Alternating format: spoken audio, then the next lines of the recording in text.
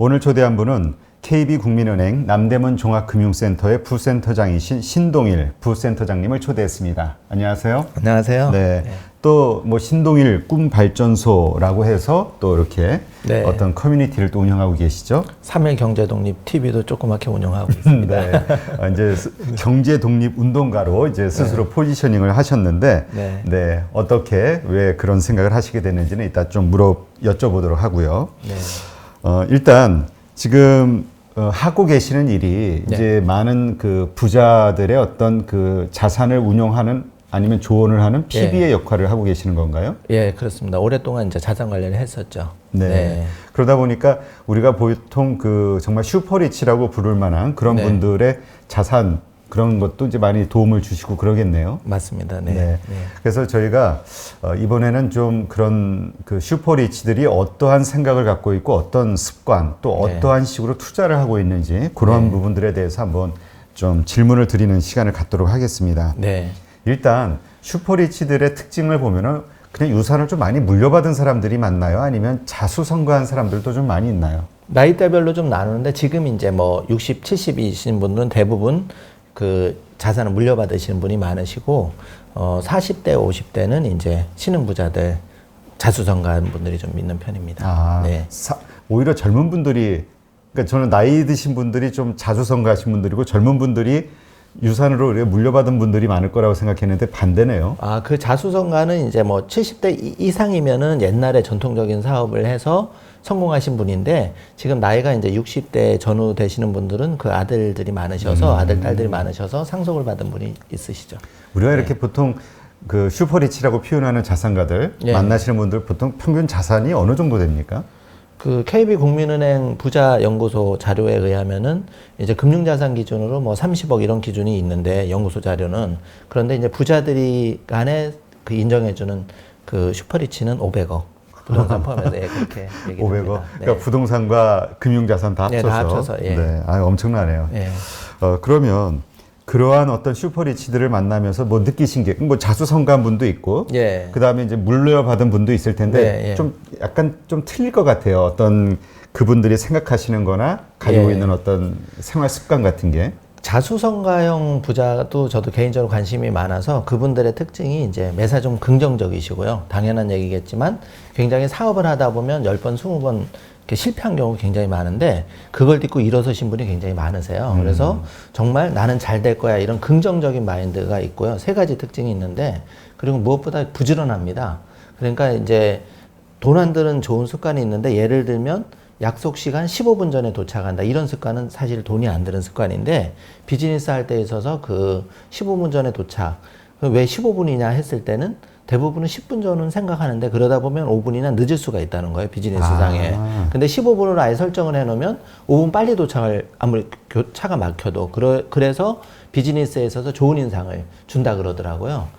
네, 그래서 이제 그런 습관이 있고, 그 다음에 이제 돈은 돈의 흐름에 맡긴다는 건데, 이건 굉장히 냉철합니다. 어떤 의미냐면, 물은 이제 위에서 아래로 흐르잖아요. 근데 돈은 낮은 곳에서 높은 곳. 그러니까 이자가 낮은 곳에서 높은 곳으로 흐른다. 단 수익을 따라서? 네, 그 흐름에 철저하게 맡깁니다. 네. 그러면 그 돈의 흐름이라는 거, 어디가 더 높은 수익을 주는 것인가에 대해서 되게 민감하겠네요. 굉장히 민감하고, 그런 데에서는 이렇게 뭐 사소한 정을 안 따지시죠. 냉철하시죠.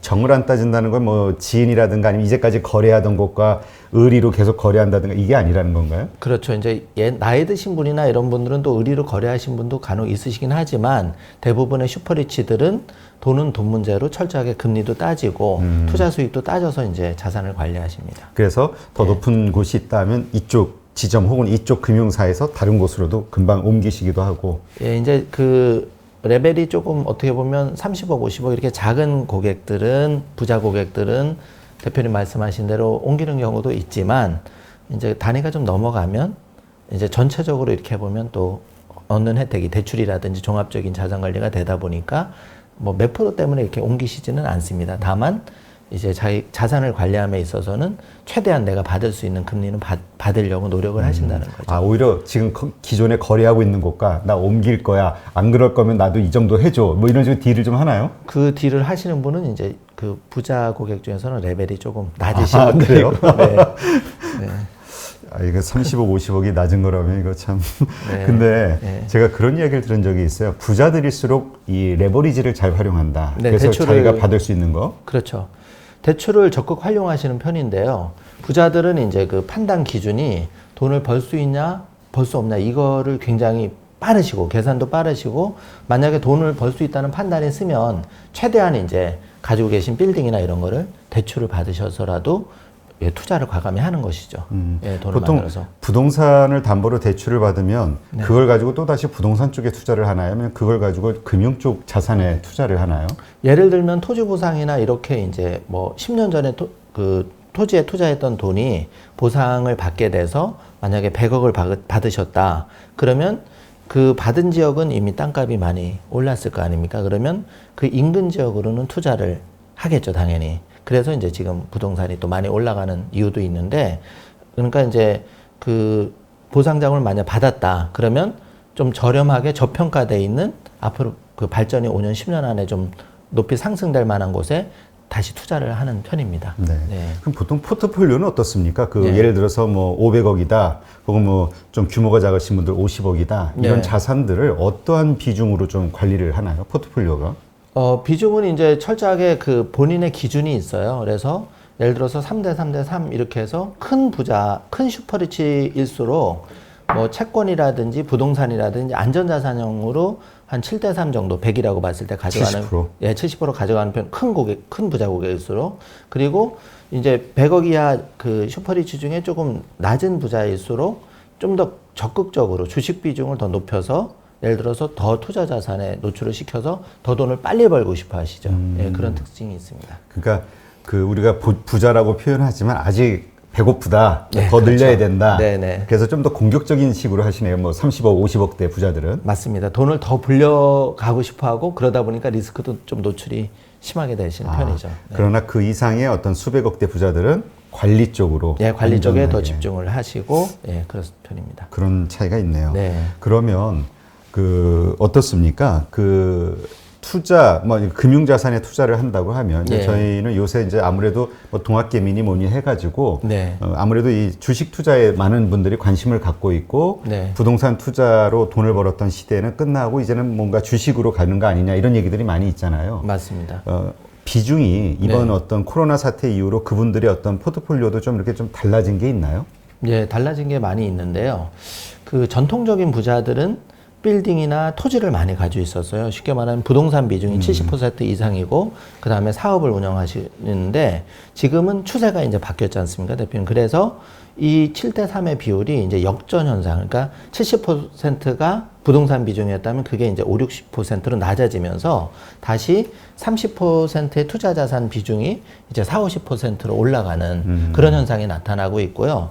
그 다음에 또 특징 중에 하나가 지금 사업하기가 굉장히 이제 여러 가지 뭐 규제도 있고 이 글로벌 위기가 오래되면서 사업하기가 점점 어려워지다 보니까 사업을 아예 포기하고 매각을 하고 그 자금을 가지고 부동산 내지는 투자 자산 쪽으로 하시는 분도 생겨나고 계시고, 그 다음에 예전에는 자녀한테 이렇게 적극적으로 중요를 많이 안 하셨어요. 그런데 지금은 세금을 내더라도 적극적으로 중요를 합니다. 그를 통해서 자녀가 빨리 좀 그 자산을, 금융자산을 통해서 불려갈 수 있도록 그런 움직임이 나타나고 있죠. 그러니까 네. 미리 유산을 넘겨줘서 그 네. 자산으로 뭔가 재테크를 해나갈 수 있도록. 맞습니다. 네, 예, 예. 그렇군요. 그 어떻습니까? 그 부자들이 그 투자를 할 때 아까 이제 돈을 따라서 좀 더 많은 수익이 나는 곳으로 이동을 한다고 하는데 네. 막 그런 차원에서 이제 이 금융자산 쪽으로 많이 옮겼겠죠. 주식이라든가. 네, 예. 보통 우리 그 종목이라고 하나요? 아니면은 어떤 분야라고 해야 될까? 섹터라고 해야 될까? 예. 좀 흐름을 보면 어떠신가요? 큰 부자들은 사실 PB도 큰 부자한테 많이 배우는데요. 그 내공이 굉장히 상당히 있습니다. 그분들이 관련한 사업이나 여기에는 최고의 전문가시기 때문에 사실 주식 투자도 업종별로 이렇게 자신의 관심 분야에서는 되게 선수들이시기 때문에 잘 하시거든요. 근데 이제 다만 어떤 그 자산을, 금융자산을 운영하는 데 있어서는 그래도 PB나 이제 자산관리 전문가의 조언을 많이 구하는 편이고, 당연히 그래야 하고, 왜냐면 이제 이쪽 분야가 굉장히 복잡하거든요. 그리고 부동산 같은 경우에는 최근에 이제 1가구 3주택이나 세금과 굉장히 맞물려 있으면서 전문가의 조력을 구하셔야 되거든요. 그런데 이제 대표님 말씀하신 그 개별 종목으로도 투자를 하시지만 대부분 펀드나 ETF 쪽에 좀 이제 그 리스크를 좀 낮추는 의미에서는 개별 그 종목의 투자보다는 펀드나 ETF나 이렇게 이제 전문가의 힘을 빌려서 하는 쪽에 좀 더 많은 포지션을 두는 편입니다. 아, 그래요? 네, 네. 그 뭔가 그분들에게서 이제 뭐 배우는 게 많이 있다고 하시는데 네. 주로 이렇게 좀 개인적으로 좀 감탄하시거나 이렇게 좀 그랬던 경우들이 있다면 어떤 경우들이 있을까요? 전체적으로 큰 그림을 그리십니다. 그래서 일반 개인 고객이라든지 조금 이제 그 자산 규모가 작은 고객들, 부자 고객들의 움직임보다는 큰 부자일수록 이제 그 세계 경제의 큰 흐름을 굵직굵직하게 짚어내시고 거기에 따라서 자신의 그 투자 종목이라든지 분야를 선택하는 편입니다. 네. 그렇군요. 네. 어떤 뭐 이렇게 그 뭐라 그럴까요? 투자와 관련된 부분을 떠나서 생활에서의 네. 어떤 습관이라든가 네. 아니면은 생각하는 네. 법 혹은 뭐 말하는 법 이런 것과 관련해서 뭔가 좀 배우셨다 생각하는 그런 게 있으면 어떤 게 있을까요? 제가 이제 부자 관련한 한국의 슈퍼리치부터 슈퍼리치의 메모 습관까지 책을 냈었는데 거기서 이제 제가 좀 인상 깊었고 기억났던 점이 뭐냐 하면 정말 1000억대 자산가라면 사실 1, 2원을 갖다가 대충 이렇게 뭐 푼돈이라고 생각하실 줄 알았거든요. 그런데 돈은 철저하게 1원 단위로 생각하신다는 점이에요. 그래서 잔돈이나 이런 거를 1000억대 자산가가 저렇게 쫀쫀하게 이게 아니고 돈은 철저하게 1원 단위부터 시작한다. 이런 생각이 되게 강하세요. 그래서 허투루 낭비하는 경우가 정말 없으시고요. 그 다음에 종잣돈의 그 최소 단위는 1억으로 생각하신 편입니다. 아, 그래요? 예. 그래서 될 수 있으면 자금을 좀 1억 단위로 이렇게 모으려는 성향이 되게 강하시죠. 이미 많이 수백억의 부자인데 1억을 모은다는 게 무슨 말이죠? 이미 내가 1000억이 있더라도 예를 들어서 정기예금이나 이렇게 해서 9억 8천을 해놨다. 그러면 이자를 2천 내지는 푼돈을 2천 합쳐서 10억으로 정기예금을 다시 예치하려는 성향이 강하다는 겁니다. 아, 그러니까 1억, 10억 이런 식으로 단위를, 네, 그러니까 단위를. 이렇게 숫자를 맞추려고 하는? 그게 굉장히 강하시고 좋아하세요. 그게 무슨 차이가 있을까요? 그게 어떻게 보면 블록 쌓기처럼 예를 들어서 이런 거죠. 이제 일반 고객님 중에 제가 이제 제일 안타까웠던 점은 저도 물론 일반 고객에 해당이 되지만 이제 만약에 정기예금을 980만 원을 해놓고 이자가 발생하면 대부분 980만 원을 재이체하고 이자는 찾아가시는 편입니다. 그런데 부자 고객들은 그렇게 행동을 안 하고 980만 원을 예치했다 그러면 어떻게든지 2, 30만 원을 합쳐서 1000만 원으로 이렇게 그 종잣돈의 단위를 크게 좀 만들려는 성향이 강하다는 거죠. 네, 그런가 쓰려고 하는 것보다는 네, 돈을 모으는 재미, 불어나는 재미에 굉장히 집중하시는 거죠. 근데 그 사실 돈이 불어나는 재미를 아는 사람만 안다고 하잖아요. 네. 그 보통 우리가 쓰는 재미를 알지. 네. 근데 이제 쓰는 재미에 익숙해지다 보면은 이제 쓰기 바쁜데 뭐 언제 모으겠어요. 아, 그거는 해법이 딱 한 가지가 있는데요. 자녀한테 네. 정말 이게 되게 어렵고 실천이 안 되는 부분이에요. 이제 자녀한테 중요 계좌를 그러니까 주식 계좌를 하나 무조건 만들어 주시고 아마존 주식을 하나 사주면 해결이 됩니다. 그러면 이런 거예요. 얼마 전에 우리가 3월 19일 기준으로 주식이 대폭락을 했잖아요. 나스닥이 엄청 폭락을 해서 아마존 주식이 한 주당 1,600달러까지 떨어진 적이 있었는데 지금은 이제 3,400달러까지 올라왔거든요. 그런데 어쨌든 높거나 낮거나는 이제 판단의 문제겠지만 어떤 그 나스닥의 우량한 종목 중에 한 주 정도는 누구나 사줄 수는 있어요. 자녀한테. 근데 주식 계좌를 오픈해서 그걸 사주면 자녀한테는 답이 빨리 나옵니다, 대표님. 그러니까 뭐냐 하면 자녀는 내가 지금 3,400달러에 한 주를 사줬는데 이게 어쨌든 올라서 한 3,500이나 600달러가 되면 자녀는 그 주식을 절대 팔지 않아요. 예. 그런데 지금 아버님, 어머님은 팔 수도 있죠. 그 차이가 있는 거예요. 그러니까 요즘 애들이 굉장히 빠릅니다. 우리 자녀들. 하긴 뭐 요새 20, 30대 그 젊은 그 층에서 네. 동학개미 어떤 주축을 이루고 있다 이런 얘기도 있잖아요. 그렇죠. 그러니까 뭔가 이 젊은 사람들에 의해서 물론 이제 그게 현실적으로 부동산은 목돈이 들어가는 거고 주식은 소액 가지고도 할 수 있는 거니까 그런 게 있긴 하죠. 동학개미 말씀을 하셨으니까 저는 그 현상이 되게 바람직하다고 보고요. 그렇게밖에 될 수 없는 이제 사회적 구조 문제가 지금은 강남에 예전에는 10억 뭐 대출을 좀 해서면 그 아파트를 그 똘똘한 한 채를 장만할 수 있었는데 지금 2, 30억 아니면은 똘똘한 한 채를 마련할 수가 없어요. 현실적으로 지금 20, 30대가 집을 장만하기가 어렵습니다. 외곽이 아니거나 지방이 아니면. 그러다 보니까 동학개미랄에서 소위 그렇게 투자를 할 수밖에 없는 구조가 됐거든요. 저는 당연하다고 봅니다. 그 현상이. 네. 네. 그러면 네. 그 이 젊은 분들이 보통 우리가 이제 보통 그 성공한 분들을 롤모델 삼아가지고 이제 노력을 하잖아요. 네. 우리 부자들의 어떤 현재 가지고 있는 습관이라든가 그들의 어떤 패턴, 투자의 패턴 네. 이런 것들을 가지고 공부하고 따라한다면 그게 도움이 되는 건가요? 아니면 어떤 분은 또 이게 입장이 다르기 때문에 없는 사람만의 입장에서 왜 뭐 소위 뭐 몰빵도 해야 되고 뭐 이런 네. 식으로 얘기하잖아요. 그러니까 정확하게 말씀드리면 제가 이제 그 PB를 하면서 많이 배웠던 것 중에 하나가 저도 이제 샐러리맨 PB를 했지만 부자들이 저한테 그런 얘기를 많이 했어요. 한국의 슈퍼리치 책을 쓰면서 인터뷰도 하고 제가 만나 보니까 그 신 팀장 이렇게 부자가 되려면 두 가지를 해야 되는데 첫째는 사업을 하거나 그 사업이 어려우면 주식 투자를 하라 그러더라고요. 그래서 제가 깨달은 바가 많이 있었거든요. 그러니까 지금 동학개미가 어떤 부자를 따라한다는 거는 그분들이 사업을 직접 하시는 분도 물론 있겠죠. 그런데 사업이 다 잘할 수 있는 건 절대 아니거든요. 그러다 보니까 사업의 대안으로서 대리만족인 거죠. 그러니까 예를 들어서 페이스북이나 아마존이나 구글을 우리가 그런 사업을 직접 창업주라면 제일 좋았겠지만 그걸 창업할 수는 물론 창업하는 사람도 있겠지만 그렇죠. 그러면 그 주식을 사는 게 결국은 똑같은 효과를 발휘하는 거거든요. 그래서 그 부자를 따라한다는 의미는 그렇게 주식 투자를 우량한 회사의 주주가 되는 게 바로 부자를 따라하는 길이라고 생각합니다. 근데 이런 네. 게 있잖아요. 네. 이제 예를 들어서 이제 그 제가 뭐 한 달에 몇십만 원씩이 됐든 적립식이 됐든 아니면 뭐 1,000만 원 모아놓은 거를 주식을 산다 해도 네. 지금 당장 부자가 되는 건 아니잖아요. 그렇죠. 그러니까 그 사람들이 가지고 있는 어떤 그 지금 현재 시점에서의 네. 그 불만족스러움 네. 예, 이런 게 있잖아요. 맞습니다. 그래서 그걸 계속 하기가 지속하기가 순간적으로 딱 시작은 하는데 이게 오랫동안 지속되기가 참 어려운 그런 경우들이 있죠. 그게 매우 어렵습니다. 그래서 제가 이제 연말이 또 다가오는데 우리가 이제 스타벅스 커피를 많이 마셔요, 대표님. 그래서 보통은 저도 이제 스타벅스 커피를 좋아하고 또 창업자를 되게 좋아하는 편이고 스타벅스 주식도 제가 자녀한테 사줬는데 어떤 말이냐 하면은 대표님 말씀하신 것처럼 일반인들이 부자도 마찬가지입니다. 자산 관리라는 게 의지가 되게 약해질 수밖에 없거든요. 그리고 좋은 차 있으면 다시 뭐 3, 4년 하면 차를 또 바꾸고 그게 당연한 겁니다. 저도 마찬가지고요. 그래서 우리가 좀 강제적인 수단이 필요합니다.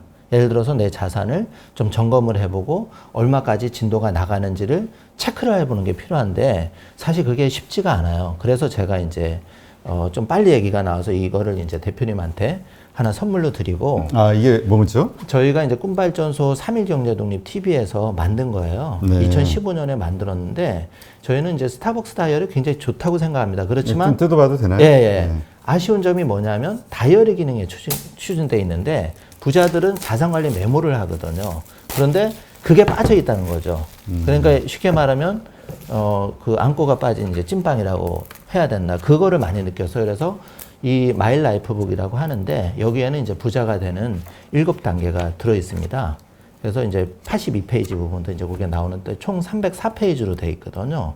그래서 철저하게 부자가 되는 건 시스템이 돼 있어야 됩니다, 대표님. 아, 일단은 내가 수입과 지출을 정확히 이런 단위까지 기록을 해라. 그게 1단계입니다. 예, 그게 돼야지만 다음 단계로 나갈 수가 있고요. 그 단계에서 진전이 없으면 사실 죄송한 얘기지만 부자가 절대 될 수가 없습니다. 그럼 일단 가계부를 일단 써야지만. 그렇죠. 예, 그게 이제 여기 들어있는 거죠. 예. 가계부를 써야지만 일단은 시작이 되는 거군요. 예, 왜 그게 중요하냐면 보통은 수입에서 지출을 뺐을 때 부자가 저한테 그 얘기를 했어요. 수입에서 지출을 뺐을 때 100억대 부자라도 수입에서 지출을 뺀 금액이 만약에 1,000만 원이다. 그러면 지금 부자로 보인다 하더라도 그 사람 망할 수밖에 없다 그러거든요. 다만 그 부자가 이런 얘기를 했어요. 지금 연봉이 내가 3,000만 원, 2,000만 원이라도 수입에서 지출을 뺀 게 단돈 10만 원이라도 플러스가 되면 그 사람은 저축을 할 수도 있고 하지만 어쨌든 마이너스 상태라면 안 된다는 거죠. 그 구조부터를 바로 잡아야 된다는 게 이제 너무 무거운 얘기를 했나요? 네, 아니요. 근데 그게 참 심정적으로 동의가 되고 또 네. 어떤 딱 뭐 책을 읽거나 어떤 강의를 듣거나 이러면 딱 우리 감동을 받아가지고 따라 하게 되잖아요. 네, 그렇죠. 근데 그 아까 말씀하셨던 그 부자들도 생각하는 종잣돈 뭐 네. 1억이라고 하셨는데 네. 사람마다 다 틀리겠지만 어쨌든 그런 종잣돈을 모으기까지는 정말 지루하잖아요. 지루하는데 돈 버는 재미를 느끼는 방법이 있습니다. 그게 어떤 방법이냐면 저도 현직에 이제 근무하고 있지만 사실 저금리 시대 때문에 예적금으로 돈을 모은다는 재미가 사실 없어요. 냉정하게. 지금 10만 원씩 120만 원을 1년 꼬박 넣어봤자 이자가 10,000원 나올까 말까 합니다. 그러면 오히려 그냥 스타벅스 그 주식을 사는 거죠. 근데 이제 스타벅스 주식은 개별 종목으로 봤을 때는 사실 재미가 올해 내내 없었습니다. 그러면 이제 예를 들어서 쉽게 말하면 이제 그 테슬라 주식 같은 경우에는 얼마 전에 액면 분할을 해서 $500 이제 그 해서 $360까지 떨어졌는데 그거는 사실 40~50만 원은 우리가 누구나 마음 먹으면 어떤 상황에 있었던 한 주식, 두 주식은 살 수 있는데 이게 바로 이제 재미가 느껴지는 거죠. 내가 큰 돈은 아니지만 테슬라가 성장함에 따라서 내가 주식이 오늘 예를 들어서 플러스 $20가 될 수도 있고 $30를 플러스 알파로 벌 수가 있다면 정말 희열 그 엔돌핀 돌지 않겠어요? 네. 지금 말씀을 들으면서 제가 어떤 생각이 드냐면 우리가 예전에 불과 10여 년? 10여 년일까요? 하여튼 제가 젊었을 때는 우리가 돈 모으는 재미를 느끼자라고 했잖아요. 맞습니다. 그래서 보통 정기저축 예금 들고 적금 들고 이런 식으로 모아가면서 이자 나중에 몇 년 됐을 때 약간 이자 이게 목돈 만들고 불려나고 이런 거였는데 지금 말씀하시는 거는 모으는 것보다는 버는 거, 그러니까 단 한 주라도 뭔가를 사서 10,000원짜리가 1,500원, 1,600원 이렇게 늘어나는 재미를 느끼라는 거군요. 평가 차익이 매일같이 그 기업 상황, 시장 상황에 따라서 바뀌는 거를 바라보는 자체가 굉장히 즐거움을 주고요. 슈퍼리치도 그 즐거움을 느끼고 있고 안타깝게도 지금 40, 50대의 대부분 그 고객님들은 뭐 제가 논리가 좀 비약적일지 모르지만 그 기쁨을 대부분 못 느끼고 계시죠. 너무 안타까운 일이죠. 네.